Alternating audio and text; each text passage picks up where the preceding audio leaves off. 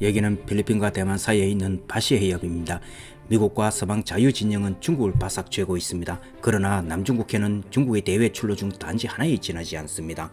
맥킨드는 동유럽을 지배하는 나라가 하트랜드를 그리고 유라시아 아프리카를 지배하고 나아가 세계를 지배한다고 했습니다. 그러나 결과는 소련에 붕괴했습니다. 맥킨드의 뒤를 이어 헨리 키신저, 브레진스키 이들은 미국의 백악관에서 냉전 시대에 이은 중국과의 그레이트 게임을 예고하였습니다. 영국은 러시아의 해양 출로 남진 정책 봉쇄에 한 세기를 보냈습니다. 그러나 러시아는 팽창하여야 생존할 수 있는 불행한 지리적 운명을 가진 나라입니다. 동원의 유목민과 게르만 민족의 침입을 막기 위해서는 공격이 최선의 방어였습니다. 영국, 프랑스, 스페인 등의 국가처럼 해양으로 나아갈 수 있는 회랑이 모두 막혀 있습니다. 러시아는 표트르 대제에 이르러 강력한 군대를 양성합니다. 그의 소원은 부동항 확보였고 또한 유언으로 남깁니다. 러시아의 해양 출로를 살펴보겠습니다.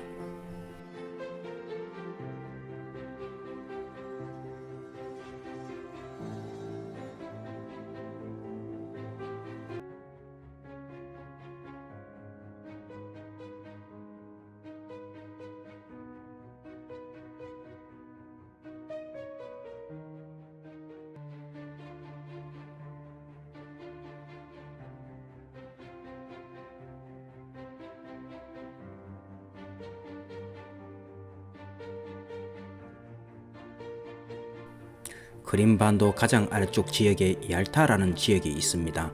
러시아와 터키, 영국 등 연합 세력 간의 충돌이 발생한 곳입니다. 당시 주력군은 말을 타고 긴창을 무기로 한 경기병이었습니다. 결국 크림 전쟁은 영국, 터키를 주축으로 한 연합 세력의 승리로 끝나게 됩니다. 영국은 크림반도에서의 승리로 지중해에서의 이권뿐만 아니라 인도 등 식민지 이권도 지켜낼 수 있었습니다. 러시아는 크림 전쟁 패배 후 카스피해와 만주로 전장을 옮깁니다. 영, 러 양국이 충돌하는 동안 독일은 비스마르크에 의해 이미 유럽의 최강국으로 성장해 있었고 빌헬름 2세는 자신의 야욕을 서서히 드러내기 시작했습니다. 크림 전쟁 직후 프랑스와 영국이 아프리카에서 충돌합니다. 크림 전쟁 이후로 지중해는 인류 역사의 뒤안길로 사라집니다. 영일 동맹은 유럽에서 영예로운 고립을 고집하던 영국이 이미 쇠약하였음을 의미합니다. 제1, 2차 세계대전을 거쳐 영국의 바통을 미국이 이어받았습니다. 러시아의 바통을 중국이 이어받았습니다. 그러나 중국은 과거의 러시아와는 차원이 다른 그레이트 게임의 선수입니다. 콜럼부스의 신대륙 발견, 바스코 다가마의 신항로 개척은 서양 해양 세력이 아시아 등 대륙 세력을 압도하게 되었습니다. 당시 국력의 수단은 선박이었습니다. 지금의 대륙 세력은 기차, 비행기, 버스 등 교통수단으로 유라시아, 아프리카를 연결해 가고 있습니다. 중국이 막강한 경제력으로 대륙 간의 인프라 건설을 시도하고 있습니다. 하이퍼루프가 나오는 순간 게임 체인저입니다. 중국의 대외 출로입니다. 러시아가 그토록 갈구하던 해양 출로 18,000km와 동서남북의 육로 어디를 봉쇄해야 하나요?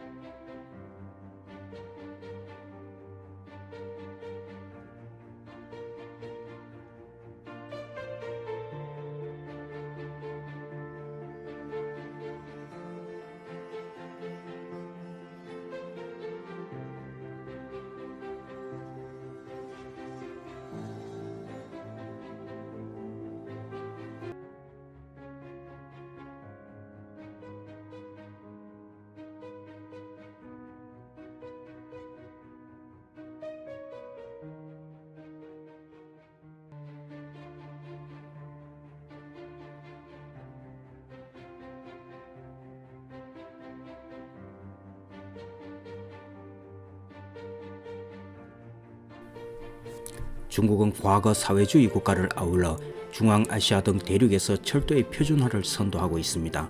이 사람은 정화입니다.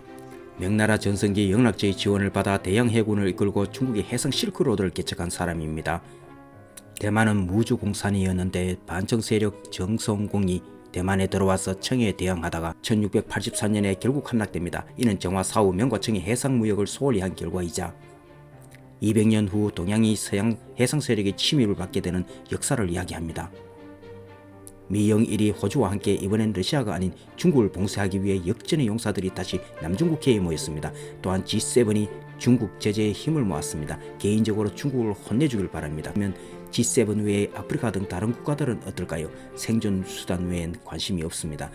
한국과 대만이 그들의 체스판에 들어가 있습니다. 그것도 최전방에 있습니다. 과거 일본은 러시아의 남하와 위협을 구실러 우리 땅에서 청나라와 두 차례의 전쟁을 승리로 이끌고 다시 영일 동맹을 통해 영국과 미국을 등에 업고 러시아와의 전쟁을 준비하여 이어서 러시아와의 전쟁도 승리로 이끕니다. 일본은 영국으로부터 발트해를 출발한 러시아 발틱 함대의 이동 경로 정보를 받아 대한해협에서 기다렸다가 러시아 발틱 함대를 향해 전 화력을 때려부어 대승을 거둡니다. 전쟁을 계기로 영국과 미국을 등에 업고 제국주의 반열에 오르게 됩니다. 조선 반도를 대륙 침략의 교두보로 삼아 병창 기지화합니다. 제2차 세계대전 막바지에 미국과의 육해공 전장에서 패배하고도 끝까지 항복을 하지 않고 버팁니다. 왜 이럴까요? 이미 패배했는데도 항복 시간을 손꼽아 기다립니다.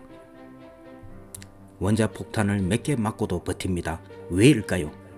소련의 참여를 이끌어 동북아에서 미소 냉전을 만들기 위한 계략이었습니다. 한반도를 소련과 중국으로부터 방패막이로서 완충지대가 필요했던 것입니다. 다카키 쇼츠키 이자의 작품입니다. 마크 트웨이는 역사는 되풀이되지 않지만 패턴은 반복된다고 했습니다. 21세기 일본은 미국과 영국을 등에 업고 동아시아에서 골목대장을 하려고 합니다. 그 대상이 러시아가 아니라 이번에는 중국이라는 사실 외에 모든 상황이 비슷합니다. 한반도가 강대국의 완충지대가 되어야지 교두보가 되어서는 안 됩니다.